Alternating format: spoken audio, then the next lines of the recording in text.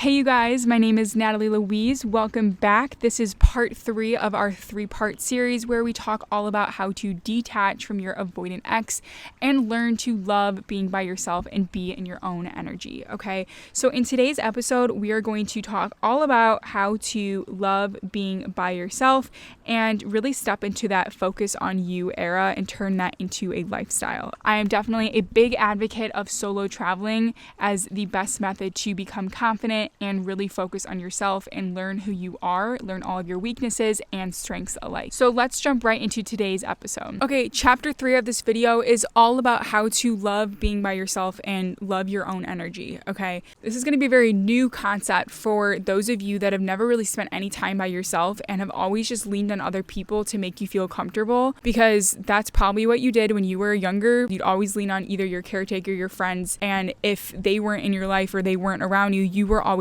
scared to do things on your own because probably were just scared to look inward. What we're going to do is talk about how to love being by yourself, okay? Looking at a breakup as an opportunity to grow and evolve into becoming the best version of yourself is the best way to view the most painful moment of your life, because sure, this is going to be really painful. You never wanted to end this relationship with this person, but realize that this person taught you a lot and has helped shape the version of you that you are today. And it's going to push you into becoming the best version of yourself. I remember for one of my first breakups I ever went through, this guy was in my friend group. And so I knew, I was like, well, I never want to see this person again. I don't want to hang out with that friend group anymore. So I literally cut myself from the friend group. I had to break up with him. And it was really painful because he was my best friend prior to dating this person. So I lost my best friend. I lost my circle of friends. And then I had to learn how to be by myself. And that was something I was extremely uncomfortable with because I had such a big friend group and it was fun to be with everyone.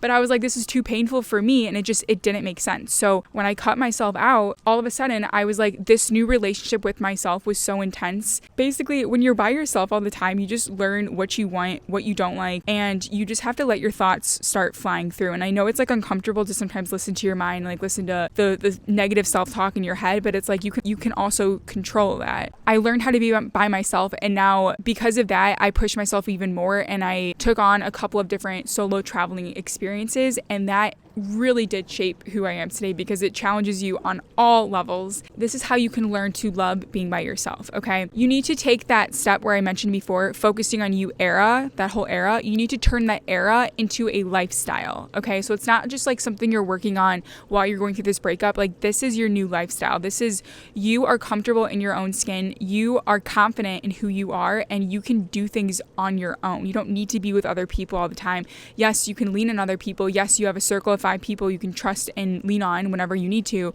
but you also know how to lean on yourself, okay?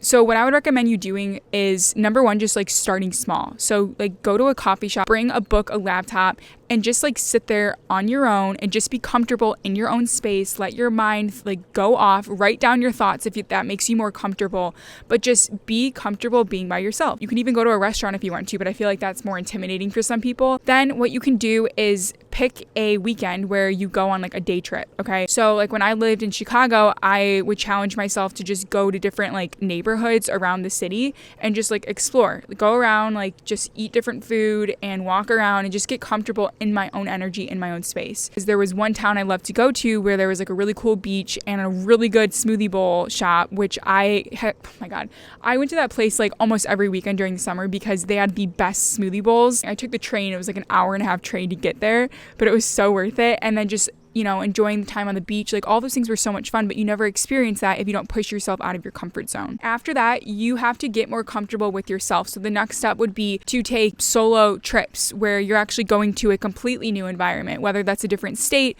or a different city within your state, whatever it is, you spend an overnight in a random place. This is going to teach you so many different things about yourself, and you're going to prove to yourself that you are capable of so much, okay? I remember my first solo trip to LA. That was the first place I ever went to by myself. I was scared out of my mind to go on an airplane by myself because I never did that before. And then landing in a brand new place that was completely foreign to me, I was like, where am I? What do I do? And I had everything planned out, but it was so scary because the only person you can lean on is yourself. But the interesting thing is I made it out alive and I absolutely loved it. It turned me on. I was so excited. I'm where do I go next? There's a big world out there, and it's you'll realize that after going through this breakup, you're oh my God, I don't have another person to do it with, or all these things. things. It's like, no, you can do all these things by yourself. You can go out and have an amazing time. And I think you just need to wake up and tell yourself that, like, you can go and live your life. You can go and travel wherever you want to.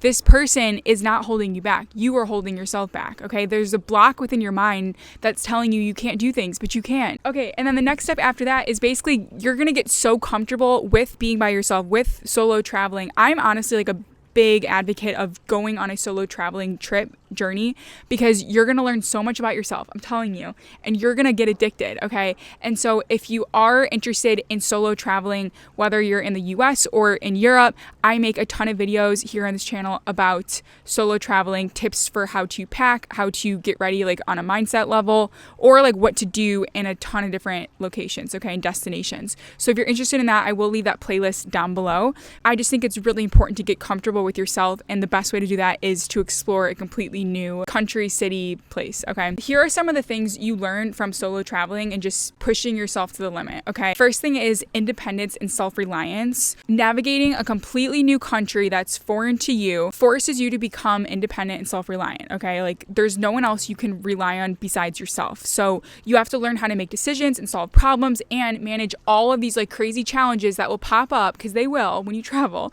You'll learn how to find solutions pretty fast. You'll also learn how to adapt and be flexible. Okay. This is like a very important life skill, because if something doesn't go right, you have to learn how to quickly pivot and choose something else, because sometimes we want things to work out. Maybe like with this ex, you're thinking about like, oh my God, I wanted it to be them and like all this, like that's great. Well, it's not them. They broke up with you. Okay. So now you need to figure out what you're going to do now. Like that's it. That's the pivot. That's being able to adapt and be flexible. So you'll learn that while traveling. Solo traveling will also increase your confidence. Okay. So if you lack self-esteem, lack confidence, and you don't really believe in yourself, then let me tell you, book your first flight and just go on your first adventure. And when you come back, let's have a conversation. And if you don't tell me that you are not more confident at the end, you did something wrong. Overcoming your own challenges is going to make yourself feel so confident. Navigating the transportation, translating a foreign language, like getting out alive after going on a trip and coming back and being like, I just did all that. Like that's going to make you feel so confident. Okay. You'll also learn self-discovery and reflection. Like there's going to be so much time where you're just sitting there in a completely new space and just be like, wow, I did this. I'm here. This is what's happening. Like I'm feeling all of these things.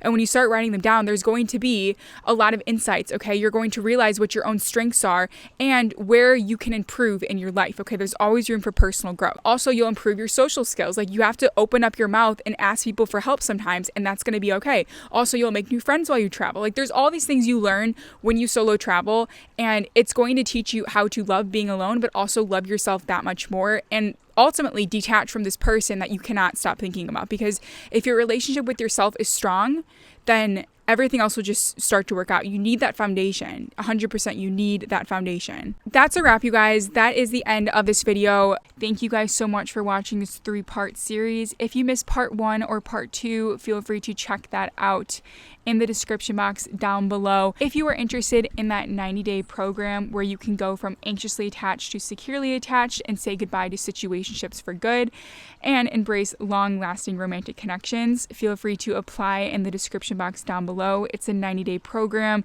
where there's one-on-one support throughout your 90 days. You'll learn how to convert your anxious attachment style into a secure attachment style and equip yourself with the essential tools to nurture enduring relationships, again, in just 90 days. So if that sounds like something you're interested in, feel free to apply and one of our team members will jump on a call with you to see if it's a good fit. Okay, that is it for today's video, you guys. Thank you so much for listening. And if you are interested in following me for more content just like this, follow me on TikTok at Wonderlust or on YouTube. My name is just Natalie Louise on YouTube. Okay, that's it for today on New Day with Natalie. Love you guys so much. See you in the next one. Bye.